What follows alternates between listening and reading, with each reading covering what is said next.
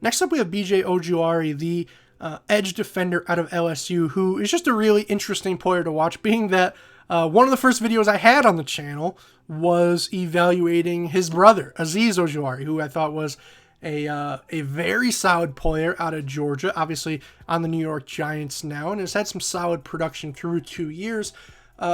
I think BJ is another guy that I think maybe is being underrated a little bit, right? I like some of what Azeez brought to the table, and I think you can see shades of that most certainly here in BJ. As far as just some of the size and testing results and whatnot, 6 feet 2 inches tall, 248 pounds, not necessarily the biggest guy in the world.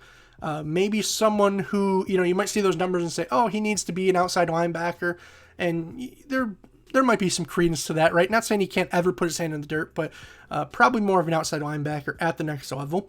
As far as the testing results, didn't jump out of the gym, but solid, right? And kind of what you'd expect if you put on tape. And even maybe a little bit impressive as far as the bench is concerned, because I did have some questions about his play strength that we'll get to in a minute. As far as the stats are concerned, I think this is kind of where my question with BJ lies. It's, can he be your team's best pass rusher?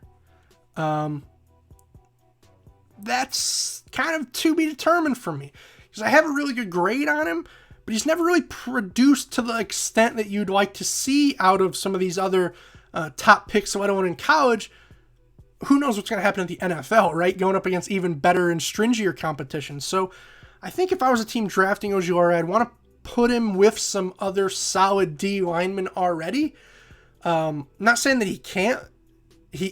Not saying that he won't be a good player if he's not on a star-studded D-line, but I just look at some of these numbers and it's like, well, he was far and away better than Ali Gay and Jacqueline Roy and other draftable prospects on that D-line, but it just doesn't look like in the numbers that reflects, So I do have some questions about whether he can be just your straight-up pure best pass rusher, or if you maybe need to pair him with somebody else to get the best out of him. As far as just what you are going to get out of him, right? I guess we'll hop right in there. Explosiveness and quickness is certainly one of his better attributes. He's a guy that can, I would say, beat you around the edge, but you have to block him first. But when you do try and block him, he can cross your face, has a good quick first step, generally good jumps off the ball, and is, I would say, rather consistent in that regard. Can play, across the entirety of the line of scrimmage, right?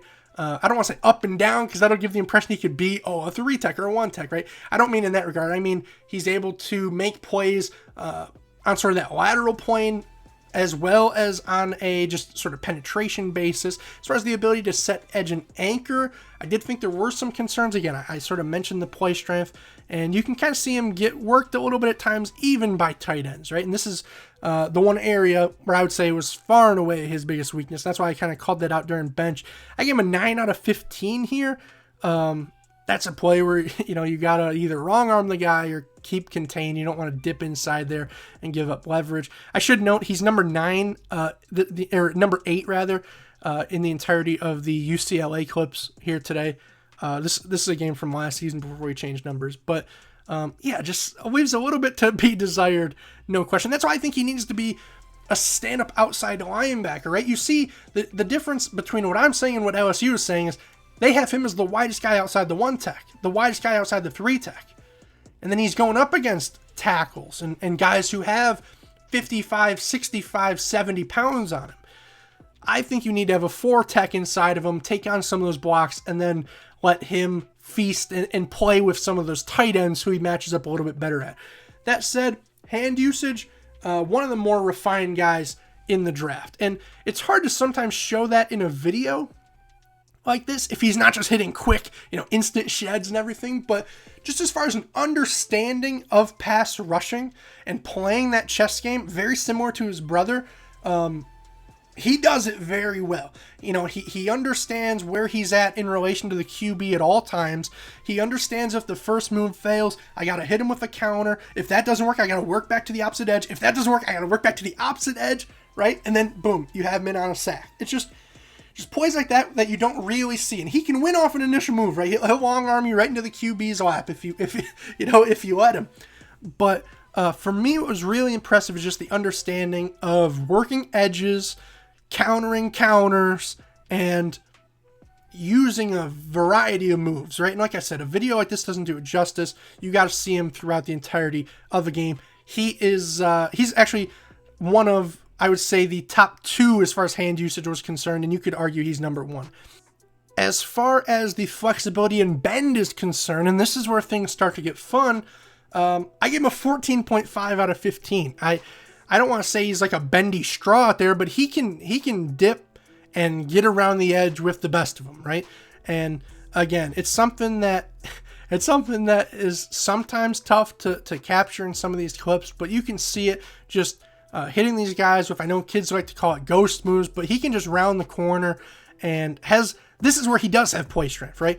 When you have a tackle trailing on your inside, a little bit behind you, trying to run you around the hoop, and he's able to withstand that contact, stay up, and just beeline straight to the quarterback. This is where I thought he was very impressive, right? And if you're not gonna get a hand on him, he will just terrorize your QBs all day. And again, maybe it's not these crazy instant sheds and wins right off the bat, but just as far as making these tackles kind of look silly against some speed rushes, B.J. Ojulari is certainly your guy in this draft. As far as the block deconstruction is concerned, I think you see some of the positives as far as like the pass rush moves. I think you see some of it here against the run, some of the hand usage, but again, I think some of that strength maybe holds him back a little bit, right? He can be in a good position, but maybe he doesn't have quite what it takes to always bench press the guy off of him and create that space to then shed and get off. So there's some plays where he leaves a little bit to be desired, but at the same time, then there's others where he's able to, hey, stop that tackle in his tracks, set the edge, and make a play coming back inside, right? As far as the finishing and tackling was concerned, I mean, there's not a ton to write home about here. I give him a 4 out of 5. I thought he was rather efficient and impressive. He's not going to have to tackle a lot of guys bigger than him like Anthony Richardson here, so that one looks a little bit questionable, but by and large, I thought he was rather solid, right? When he was able to get to you, you sort of saw all the things we've talked about so far, right? You saw the short area burst, you saw some of that lateral agility, you saw sort of that flexibility and bend as he's able to contort himself and bring guys down. I just thought he was rather impressive there. And as far as motor, I gave him a slightly above average grade for me. Nothing necessarily to write home about. There's not a lot to say past that, right? He's a guy who has good effort on pretty much every play. At times, you maybe wish later in reps he would still be, especially against the run, you kind of wish he was still fighting and kind of, like I said, trying to create that separation and get off of guys at times. But I think that, again, more comes back to the play strength than anything else. So, with that being said, overall, what are my thoughts on B.J. Ojulari? Well, I have him currently graded out as a 79 raw grade, multiply that by the edge rusher position premium, and that brings him to an 83.36, which for me, my first round cutoff is an 82.5. That puts him slightly, I don't want to say slightly into the first round, because this is an interesting draft to say the least. So it's towards the bottom end of my supposed round 1 grades. But in this draft, when I currently only have 16 first rounders, that puts him in an interesting spot, right? And I haven't graded everybody, but there's certainly something here in Ojulari, right? And I don't know where he's going to go. I don't know if he put up quite the production to where a team's going to be willing to take him top 15. And I'm not saying necessarily that I would have to, grade all the other guys first, right? But as of right now, I think he's someone that I would feel comfortable with in the 20s. And he's someone that, in fact, I've heard some talks about going in the 30s and 40s. If you can get him, I would say anything past pick 30, we're talking about an absolute steal. Because then those questions of, can he be your best pass rusher? Those are gone because you're not drafting him to be, right? If you're drafting him, 11th, you probably are. But anything past sort of the midpoint of the first round, I think it should be in play.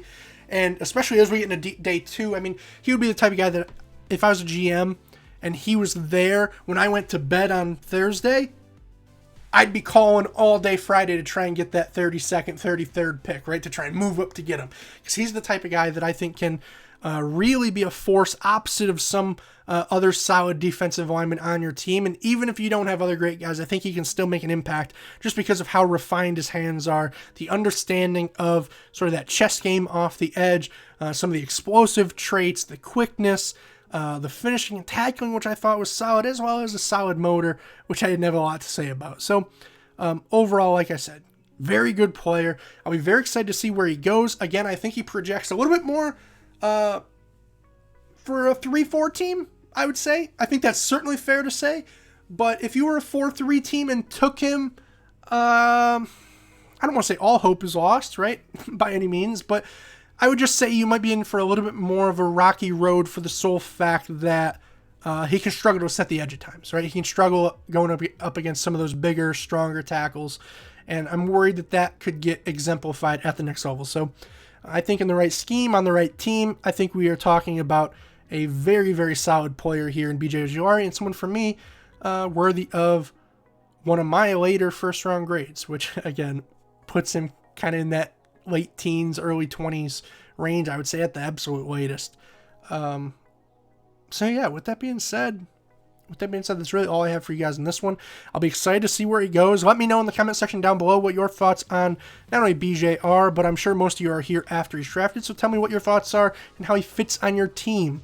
Do you think he's a scheme fit? Do you think his skill set's going to fit in with, some of the other guys you have? Like I said, really a technician. But at the same time, when you say that, people think, oh, he's going to be some slouch and a bad athlete. Well, no, he's a good athlete and a good technical player. He clearly has a good football mind, and he's a guy that I'd be excited to have on my team, so I hope you are as well. So with that said, that's all I have for you in this one. I'm mic'd up, now I'm mic'ing out. Peace, guys. I'll see you next video. Have a good one.